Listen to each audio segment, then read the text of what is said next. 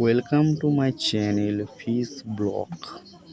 তো বন্ধুরা, আজকে একটি জায়গা থেকে কিছু রেড সিমস বা যেটাকে বলে লাল চিংড়ি, তার কিছু অর্ডার এসেছিলো।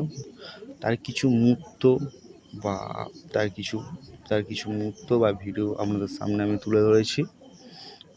এরকম ভিডিও যদি আপনাদের ভালো লেগে থাকে তো একটি লাইক এবং একটি শেয়ার করে আমার পাশে থাকবেন এবং পুরো ভিডিওটা দেখতে থাকুন আপনারা।